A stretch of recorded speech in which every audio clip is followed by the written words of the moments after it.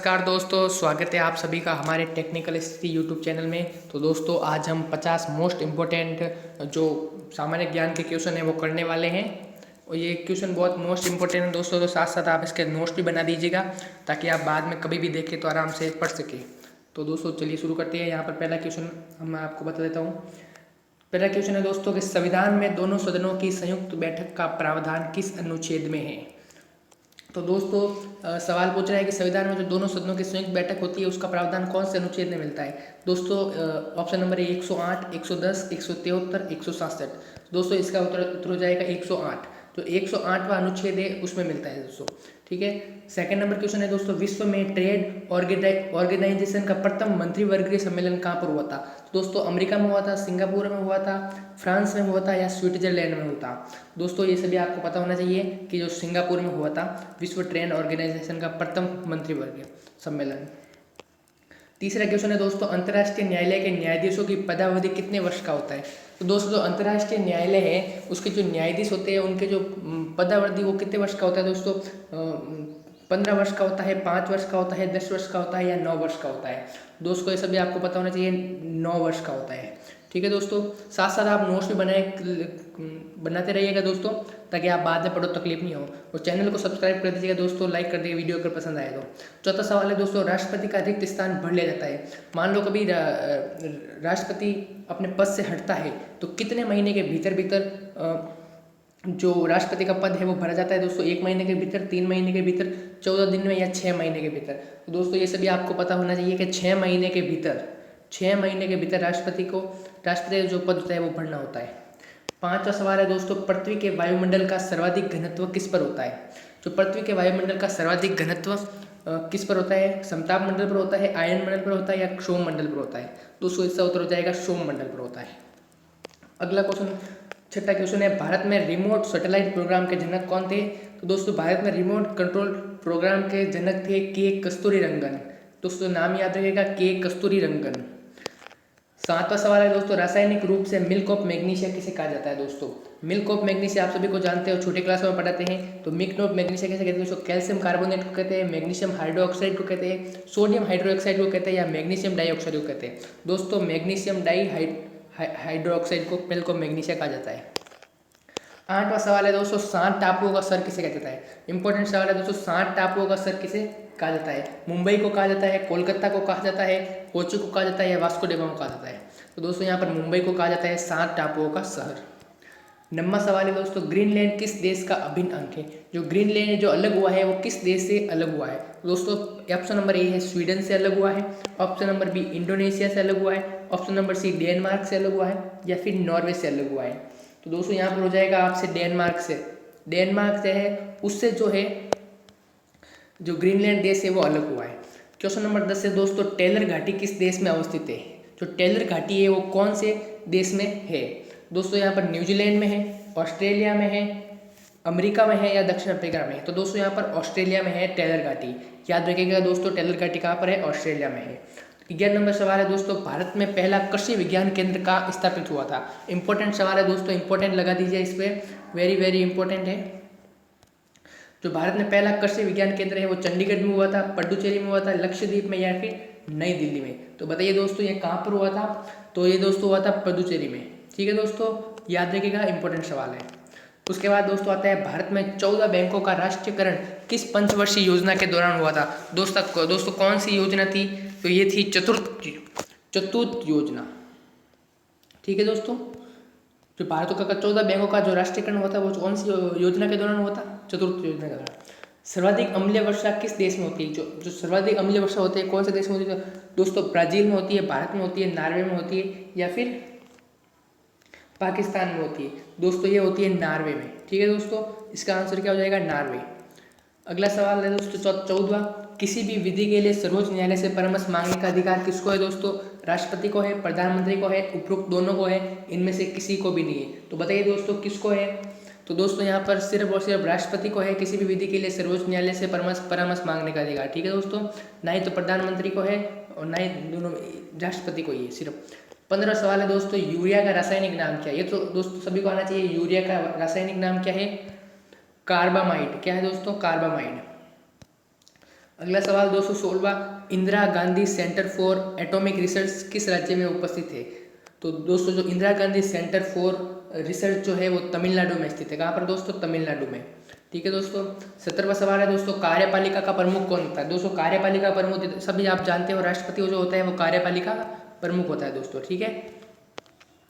अगला सवाल है दोस्तों, राष्ट्रपति लोकसभा भंग करते हैं किस अनुच्छेद के तहत राष्ट्रपति लोकसभा को भंग करते हैं दोस्तों? तो प्रधानमंत्री की सलाह पर अनुच्छेद 81 के तहत, उपराष्ट्रपति की सलाह पर अनुच्छेद 81 के तहत, प्रधानमंत्री की सलाह पर अनुच्छेद 85 के तहत या उपराष्ट्रपति की सलाह पर 85 के तहत। दोस्तों यहाँ पर बताना है आपको राष्ट्रपति लोकसभा भंग कब करता है, कौन से अनुच्छेद के तहत करता है? तो प्रधानमंत्री की सलाह से ही कर सकता है दोस्तों राष्ट्रपति, अनुच्छेद 85 के तहत। ठीक है, ये आपको याद रखना है।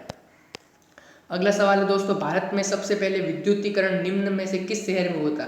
जो विद्युतीकरण हुआ था दोस्तों वो किस शहर में हुआ था? बेंगलोर में हुआ था, मुंबई में हुआ था, कोलकाता में हुआ था या फिर शिमला में हुआ था? बताओ दोस्तों कहाँ पर हुआ था?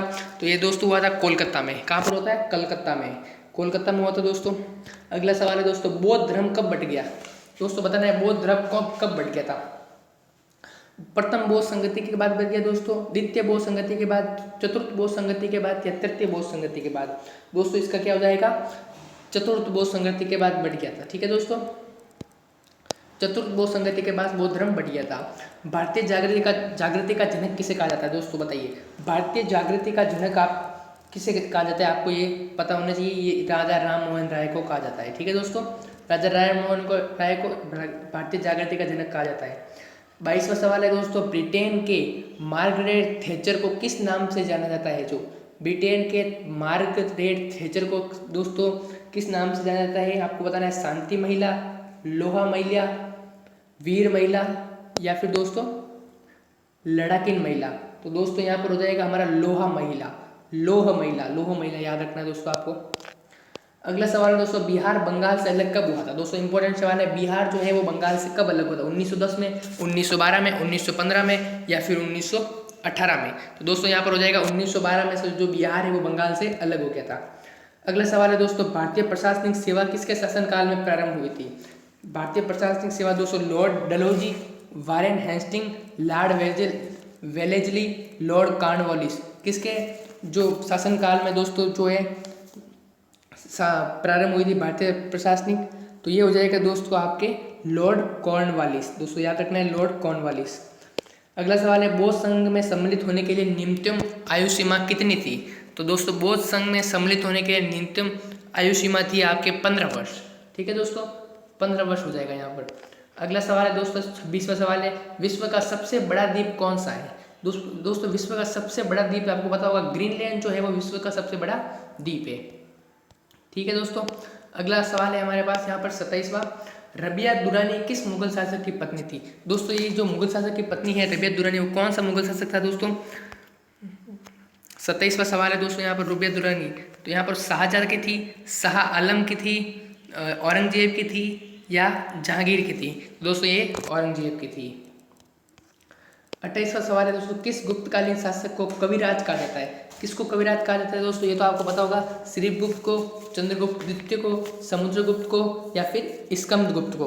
तो यहाँ पर हो जाएगा दोस्तों समुद्रगुप्त को क्या कहा जाता था? कविराज कहा जाता था।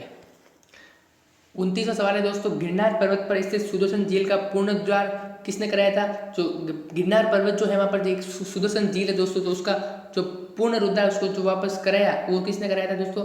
स्कंदगुप्त ने, समुद्रगुप्त ने, कुमारगुप्त ने या फिर समुद्रगुप्त ने? बताइए दोस्तों किसने कराया था? तो यहाँ पर हो जाएगा स्कंदगुप्त ने कराया था दोस्तों। ठीक है। 30वां सवाल है दोस्तों, अजंता गुफाओं के जैसी गुफाएं मध्य प्रदेश में कहाँ पर है? जो अजंता गुफाएं मिली है उसके जैसी गुफाएं मध्य प्रदेश में कहाँ पर दोस्तों, वो बताना है हमको। तो दोस्तों बाग थार में है, उदयगिरी विदिशा में है, मांडू में है या फिर कहीं पर नहीं है? तो दोस्तों ये हो जाएगा आपके बाग धार में है। ठीक है दोस्तों, ये ऑप्शन यहाँ पर राइट हो जाएगा। अगला सवाल दोस्तों 31वां, निम्नलिखित में से कौन सा नाटक कालिदास ने नहीं लिखा है? दोस्तों कालिदास के आपको नाटक सर याद होने चाहिए, जब ये आप क्वेश्चन कर पाओगे। तो कौन सा नाटक नहीं लिखा है दोस्तों? मालविका मित्र ये लिखा है, अभिज्ञान शाकुंतलम तो लिखा है, विक्रमोर्वशीयम ये भी लिखा है, जानकी हरण दोस्तों कालिदास ने नहीं लिखा है। ठीक है दोस्तों, तो इसका आंसर हो जाएगा डी।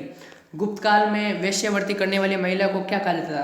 तो दोस्तों गुप्त काल में वेश्यावृत्ति करने वाली महिलाओं को गणिका कहा जाता है। ठीक है दोस्तों, क्या कहा जाता है? गणिका। अगला सवाल दोस्तों, गुप्त राजवंश किसके लिए प्रसिद्ध था? जो गुप्त राजवंश था दोस्तों वो किसके लिए प्रसिद्ध था? तो कला एवं स्थापत्य के लिए प्रसिद्ध था जो गुप्त राजवंश था। ठीक है दोस्तों। अगला सवाल है, शिवाजी के मंत्रिपरिषद में प्रधानमंत्री को क्या कहा जाता था? तो शिवाजी की मंत्रिपरिषद थी, उसमें प्रधानमंत्री को क्या कहा जाता था दोस्तों? पेशवा कहा जाता था। क्या कहा जाता था? पेशवा। तो यहाँ पर ऑप्शन नंबर बी राइट हो जाएगा। ठीक है दोस्तों। तो दोस्तों अगर वीडियो पसंद आए तो वीडियो को लाइक भी कर देगा और चैनल को सब्सक्राइब भी कर दीजिएगा। अगला सवाल है दोस्तों, 36वां, हिंदी कविता के रीतिकाल का प्रथम कवि किसे का माना जाता है? हिंदी कविता का जो रीतिकाल है दोस्तों उसका प्रथम कवि किसे माना जाता है? केशव दास को माना जाता है दोस्तों। ठीक है, अच्छा सवाल है दोस्तों, ये आपको पता होना चाहिए, केशव दास को कहा जाता है। ठीक है। 37वां सवाल है दोस्तों, बांदीपुर राष्ट्रीय उद्यान किस राज्य में स्थित है? उड़ीसा में है, तमिलनाडु में है, कर्नाटक में है, मध्य प्रदेश में। तो दोस्तों यहाँ पर कर्नाटक हो जाएगा। ठीक है, कर्नाटक में है। 38वां है दोस्तों, सैंडविच किस द्वीप का पुराना नाम था? दोस्तों देखो, सैंडविच ये खाने वाला सैंडविच नहीं है, सैंडविच किस द्वीप का पुराना नाम है? तो दोस्तों एक सैंडविच अपने जो हवाई द्वीप है उसका पुराना नाम क्या था? सैंडविच था, उसका पुराना नाम सैंडविच था। ठीक है दोस्तों। अगला सवाल है दोस्तों, हमारे जीवन से प्रकाश चला गया, ये किसने कहा था? ये जो नारा है कि हमारे जीवन से प्रकाश चला गया, ये किसका था दोस्तों? तो ये नेहरू जी ने गांधी जी की मृत्यु पर कहा था। जब गांधी जी की मृत्यु हुई थी ना दोस्तों, तो नेहरू जी ने कहा था कि हमारे जीवन से प्रकाश चला गया है दोस्तों। ठीक है। 40वां सवाल है दोस्तों, विष्णु शर्मा द्वारा रचित पंचतंत्र को कितने भागों में बांटा गया है? विष्णु शर्मा द्वारा जो रचित पंचतंत्र है दोस्तों उसको कितने भागों में बांटा गया है? तो ये आपको पता होना चाहिए, ये 5 भागों में बांटा गया है। ठीक है दोस्तों, ये कितने भागों में बांटा गया है? 5 भागों में बांटा गया है। अगला सवाल है दोस्तों, दशावतार मंदिर किस नदी के तट पर स्थित? दशावतार मंदिर कहाँ पर है दोस्तों? आपको पता होना चाहिए, बेतवा नदी के तट पर स्थित। कौन सी नदी पर? बेतवा। 42वां सवाल है दोस्तों, न्यूटन के सिद्धांतों की पूर्व कल्पना किस वैज्ञानिक ने की थी? तो न्यूटन के जो सिद्धांतों की पूर्व कल्पना है जो ब्रह्मगुप्त ने की थी, जो हमारे भारत के थे दोस्तों, ब्रह्मगुप्त ने की थी। उसके बाद न्यूटन ने अपने लॉ निकाले। तो 43वां सवाल है दोस्तों, निम्नलिखित में से किस प्रक्रिया में ऑक्सीजन को हवा में छोड़ा जाता है? कौन सी प्रक्रिया होती है जब ऑक्सीजन को हवा में छोड़ा जाता है दोस्तों? तो यहाँ पर प्रकाश संश्लेषण जब होता है, जब पौधे अपने खाना बनाने की जो प्रक्रिया करते हैं उसमें जो ऑक्सीजन को हवा में छोड़ा जाता है दोस्तों। ठीक है।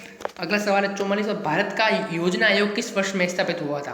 तो योजना आयोग का इंपॉर्टेंट सवाल है दोस्तों, योजना आयोग कब स्थापित हुआ था दोस्तों? 1950 में स्थापित हुआ था दोस्तों। ये ऑप्शन इसका राइट हो जाएगा। ठीक है दोस्तों।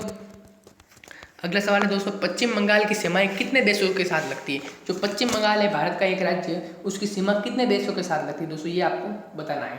तो इसका आंसर 3 देशों के साथ जो पश्चिम बंगाल की सीमा है वो लगती है। ओके दोस्तों। अगला सवाल है दोस्तों, भारत की स्वतंत्रता के समय गवर्नर जनरल कौन था? दोस्तों भारत की जो स्वतंत्रता के समय गवर्नर जनरल कौन था वो बताना है हमको। ठीक है दोस्तों। तो ये हो जाएगा हमारा लॉर्ड माउंटबेटन। ठीक है दोस्तों, लॉर्ड माउंटबेटन उस समय गवर्नर जनरल था जिसने भारत की स्वतंत्रता हुई थी। 47वां सवाल है दोस्तों, भारत के किस राज्य में विश्व का सबसे बड़ा थोरियम का भंडार? इंपॉर्टेंट सवाल है दोस्तों, भारत के थोरियम का भंडार सबसे बड़ा कहाँ पर मिला है? तो थोरियम का भंडार सबसे बड़ा केरल में मिला है दोस्तों। कहाँ पर मिला है? केरल में मिला है। 48वां सवाल है दोस्तों, रंगभूमि किसकी रचना है? दोस्तों रचना के भी काफी सवाल आते हैं, तो रंगभूमि किसकी रचना है ये आपको बताना है। तो रंगभूमि मुंशी प्रेमचंद की रचना है। किसकी रचना है? मुंशी प्रेमचंद की रचना है। 49 सवाल है दोस्तों, मनुष्य के सूंघने की क्षमता को नियंत्रित कौन करता है? मनुष्य की जो सूंघने की क्षमता होती है उसको घ्राणोद्रिय पाली जो होती है मनुष्य के सूंघने की क्षमता को नियंत्रित करता है। लास्ट सवाल है दोस्तों आज का, निम्नलिखित में से कौन सा भारत में जनसंख्या के अनुसार सबसे लोकप्रिय शहर या शहरी समूह है? दोस्तों इसका हो जाएगा नई दिल्ली हो जाएगा, कोलकाता हो जाएगा, मुंबई हो जाएगा या चेन्नई हो जाएगा। दोस्तों इसका हो जाएगा मुंबई। दोस्तों आज का लास्ट सवाल था। तो आपने सारे क्वेश्चन के नोट्स बनाए होंगे मुझे ऐसा लगता है, और बाद में आप पढ़ लेना दोस्तों जब भी। तो ये इंपॉर्टेंट सवाल थे आपके लिए। और दोस्तों अगर आपको वीडियो पसंद आया तो प्लीज़ चैनल को सब्सक्राइब कर दो दोस्तों, आपका 5 मिनट लगेंगे। चैनल को सब्सक्राइब कर दीजिए प्लीज़, और वीडियो अगर पसंद आया तो वीडियो को लाइक भी कर दीजिए। ठीक है दोस्तों, थैंक यू।